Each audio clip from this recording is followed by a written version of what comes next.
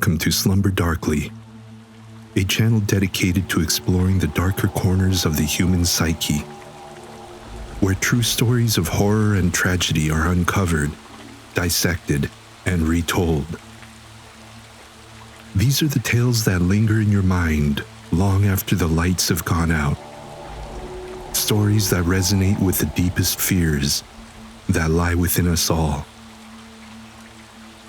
Tonight, we journey back to the early 1970s in Worcester, England, a time and place where one man's horrific actions would leave a permanent scar on an entire community.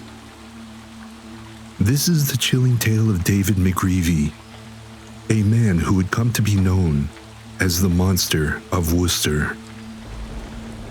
It is a story of trust betrayed, unimaginable violence, and the haunting aftermath that left an entire community reeling. Prepare yourself as we explore the twisted path that led David McGreavy to commit one of the most brutal crimes in British history. And for this one, I must warn you, we will cover some very sensitive topics, so proceed at your own caution, or perhaps not at all. David Anthony McGreavy was born on September 25th, 1951, in Southport, Lancashire. He was the second eldest of 6 children born to Thomas and Bella McGreavy. His father, Thomas, was a sergeant in the Royal Signals, the communications division of the British Army. This career choice meant that the McGreavy family was constantly on the move, from one army base to another. Their frequent relocations took them across England and into Germany, a life marked by instability and the inability to put down roots. David's education was often disrupted by these moves, making it difficult for him to maintain any continuity in his schooling or social life. This transient lifestyle contributed to his struggles with adapting to new environments and forming lasting relationships. Despite these challenges, David's childhood was by most accounts unremarkable. His mother, Bella, would later recall their time in Germany as a particularly happy period for the family, a rare moment of stability amidst the constant upheaval. But within this seemingly normal childhood, there were early signs of trouble. One such incident occurred while the family was living in Cardiff. Young David, then a teenager, stole his mother's shopping money and used it to fund an impromptu solo trip to Liverpool. It was an act of rebellion that seemed minor at the time, but in hindsight, it foreshadowed a pattern of impulsive and troubling behavior that would come to define his later years. By 1967, at the age of 15, David made the decision to leave school and enlist in the Royal Navy, following in his father's footsteps. The Navy offered a promise of structure, discipline, and a clear path forward, qualities that had been lacking in David's nomadic childhood. Initially, it seemed like the right decision.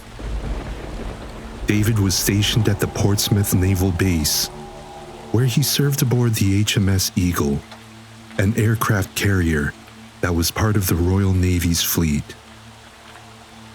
But the reality of military life was far from what David had imagined. He quickly found himself at odds with the strict hierarchy and discipline of the Navy.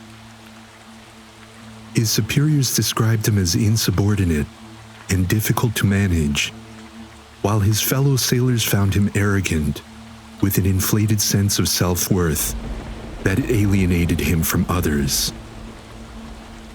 His inability to follow orders combined with a growing reliance on alcohol, led to multiple disciplinary actions. David's time in the Navy came to an abrupt end in 1971, after an incident that would mark the beginning of his downward spiral. Following another night of heavy drinking, David broke into the officer's wardroom and set fire to a waste bin filled with papers. Despite his claims that it had been an accident, the evidence suggested otherwise. He was court-martialed, found guilty of negligence, and sentenced to 90 days in a military detention center. This incident also led to a psychiatric evaluation, though the results of that evaluation were never made public. His impulsive behavior, exacerbated by alcohol, had cost him his career, and he was discharged from the Navy in August 1971. Returning to his parents' home in Worcestershire, David was a young man without direction. His dreams of a military career had been shattered, and he struggled to find his footing in civilian life. He took up various jobs, first as a chef, then as a laborer, but his erratic behavior and continued reliance on alcohol led to him being fired from each position. During this period of turmoil, David began corresponding with a woman named Mary. Their relationship developed rapidly, with David proposing to her after only a few months of exchanging letters. In April 1971, they met in person for the first time, and within a week, David had proposed marriage at a social event in Birmingham. The couple planned to marry at Christmas that year, despite David's lack of stable employment and his growing dependency on alcohol. However, Mary began to have second thoughts as she became increasingly concerned about David's obsessive behavior. She was also dealing with her own health issues, with doctors warning that without proper treatment, she could become paralyzed. David's mother, Bella, disapproved of the relationship, believing that Mary was a hypochondriac. Despite his mother's concerns, David was determined to wed Mary, but her doubts eventually led her to call off the engagement on New Year's Eve, 1971. This rejection was a devastating blow for David, leaving him heartbroken and adrift. With his engagement broken and his life in disarray, David's behavior became even more troubling. He refused to find work and grew increasingly lazy and withdrawn, spending his days at his parents' home, contributing little to the household. By January 1972, his parents had had enough. They forced David to move out, hoping that a dose of independence might set him on a better path. David turned to his childhood friend, Clive Ralph, for help. Clive, a lorry driver, lived on Gillam Street in Worcester, a quiet cul-de-sac in the Rainbow Hill district. The Ralph family was well liked in the community, and their home, though modest, was filled with the warmth and chaos of a young, growing family. Clive and his wife, Elsie, had been childhood sweethearts, marrying when Elsie was just 16 and pregnant with their first child, Paul. By the time David moved in, the couple had 2 more children, 20-month-old Dawn and newborn Samantha, who had been born in September 1972. Despite the cramped living conditions, with 6 people sharing a small 2-bedroom house, the Ralphs welcomed David into their home.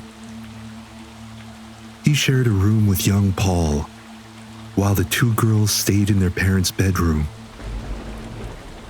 David quickly became a part of the family, helping out with household chores and frequently babysitting the children. To the Ralphs, David was more than just a lodger. He was a trusted friend who seemed to genuinely care for their children. But the sense of normalcy that had settled over the Ralph household would be shattered in a single night. A night that would forever change the lives of everyone involved.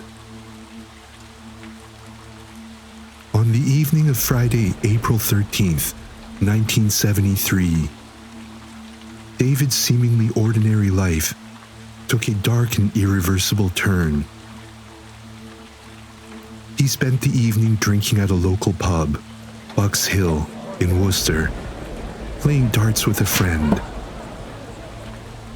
As the night wore on, David consumed between 5 and 7 pints of beer.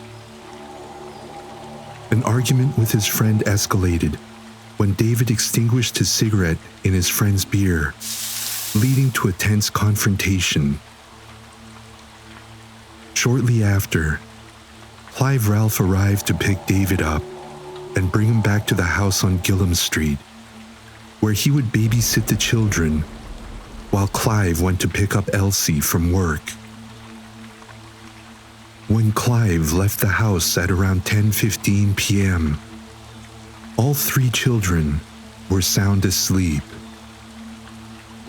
But something within David snapped during the next hour, something dark and uncontrollable that would drive him to commit one of the most horrific acts imaginable. Samantha, the youngest of the Ralph children, awoke crying for her bottle. In his drunken state, David quickly became frustrated and angry. Unable to soothe her, he began shouting at the infant.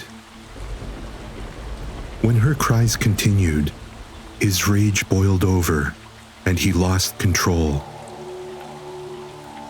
He strangled Samantha, then went to the bathroom to retrieve a razor. He used the razor to cut her before violently beating her, causing a fatal compound skull fracture. But David's rage did not stop there. He turned his attention to 2-year-old Dawn, who was still sleeping in her bed.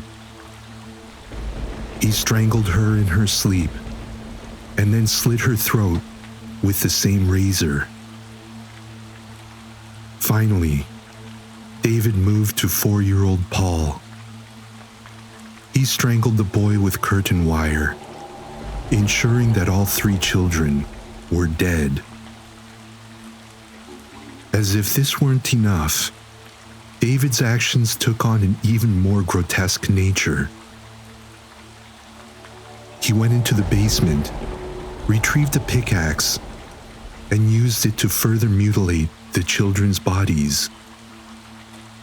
In a final horrifying act, he dragged their lifeless bodies into the garden and impaled them on the wrought iron spiked railings of a neighbor's fence. When the Ralphs returned home shortly after 11:15 p.m., they were greeted by the sight of police officers swarming their street. The officers, trying to protect the devastated parents from the horror that awaited them, quickly escorted Clive and Elsie to the station. There, they were told the unthinkable. Their 3 young children were dead, murdered by the man they had trusted to care for them. The police were initially unsure who the perpetrator was. Clive and Elsie were questioned as suspects, but it didn't take long for the detectives to deduce that the person responsible was David McGreavy, the lodger who had been left in charge of the children.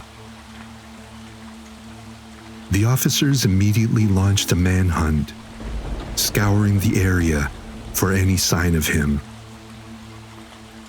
David was found at 3:50 a.m., wandering the streets near the Ralph's home on Lansdowne Road. When confronted by the police, he appeared disoriented and confused, offering no resistance as he was apprehended. "What's this all about?" he asked, as if he had no memory of the horrific events that had just transpired. The officers, already aware of the gruesome scene they had discovered, took him into custody without incident. At first, David denied any involvement in the crime, maintaining that he had no recollection of what had happened.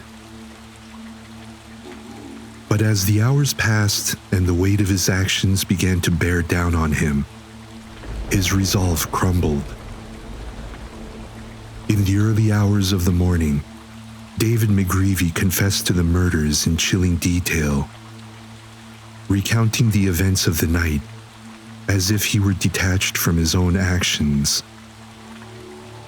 "It was me, but it wasn't me," he told the officers, struggling to explain why he had committed such an unfathomable act of violence.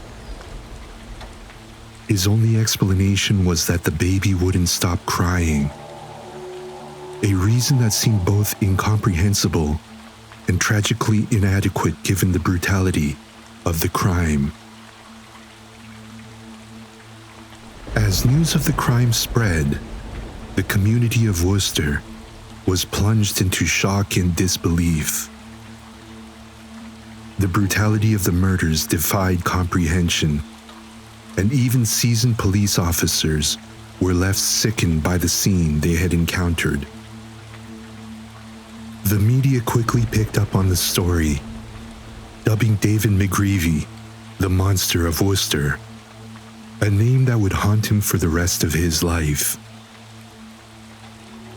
But despite the horror of his actions, David's name would soon fade from public memory, overshadowed by the lack of a drawn-out trial and the swift conclusion of legal proceedings. On April 16th, 1973, just 3 days after the murders, David McGreavy was charged with the killings of Paul, Dawn, and Samantha Ralph. The legal process moved quickly, with McGreavy appearing in court on multiple occasions. Throughout these proceedings, he offered no defense, no plea of diminished responsibility, and no explanation for his actions. He simply admitted to the murders, leaving both the court and the public to grapple with the senselessness of his crime. By June 28, 1973, David McGreavy had pleaded guilty to all 3 counts of murder.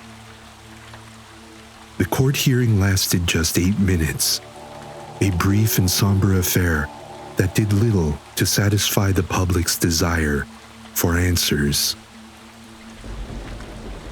The judge described the murders as exceptionally horrific crimes and sentenced McGreavy to multiple life terms, with a minimum of 20 years before parole could even be considered. The sentence, though severe, did little to assuage the grief and anger that had gripped the community. But the story doesn't end there. In the years following his conviction, David McGreavy's notoriety only grew. He became one of the most despised inmates in the British prison system, targeted by fellow prisoners who were disgusted by the nature of his crimes. Despite the constant threats and assaults he faced behind bars, McGreavy applied for parole multiple times, each time being denied. His attempts to secure anonymity while seeking parole led to legal battles that captured public attention once more, reigniting the public's horror at the details of his case. In 1994, David McGreavy was transferred to a Category D open prison, which allows for more freedom and less security than traditional prisons.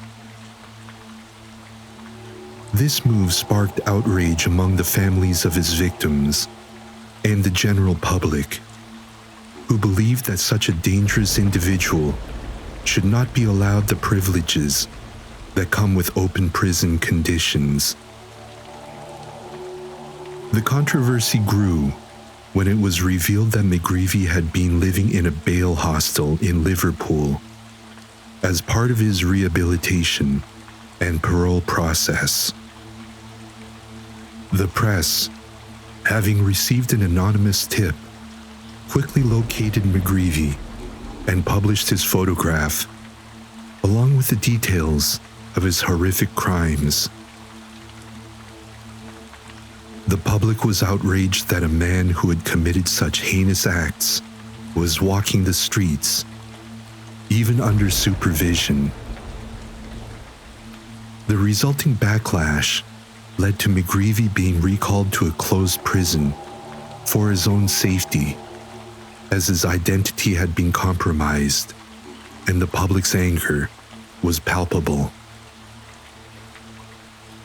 As the years went by, McGreavy continued to apply for parole, each time being met with resistance from both the public and the families of his victims. In 2006, he was once again transferred to an open prison, sparking renewed controversy. The press continued to follow his case closely, and public sentiment remained firmly against his release. Despite his attempts to secure his freedom, McGreavy's notoriety ensured that he would remain behind bars for decades. In 2013, after 40 years behind bars, David McGreavy's anonymity order was lifted by the High Court of Justice, bringing his name and crimes back into the spotlight. The court ruled that the public had a right to know about the possible release of such a dangerous criminal, and the decision was met with widespread approval.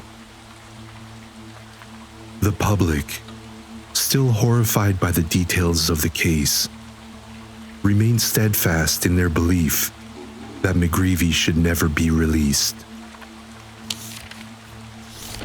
Throughout his time in prison, David McGreavy's case continued to evoke strong emotions from all who heard it. His crimes were so brutal, so senseless, that they defied explanation. The Ralph family, left shattered by the loss of their 3 children, struggled to rebuild their lives in the wake of the tragedy. Elsie Ralph, who later remarried and became Elsie Uri, was particularly devastated. 6 months after the murders, she attempted to take her own life, unable to cope with the overwhelming grief.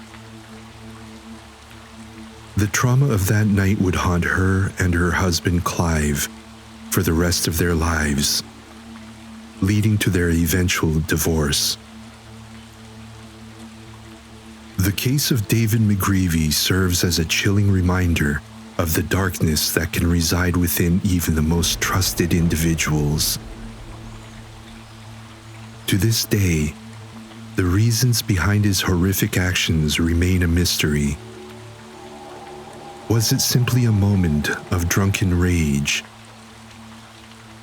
Or was there something deeper, something more sinister, lurking behind the surface of his outwardly normal persona?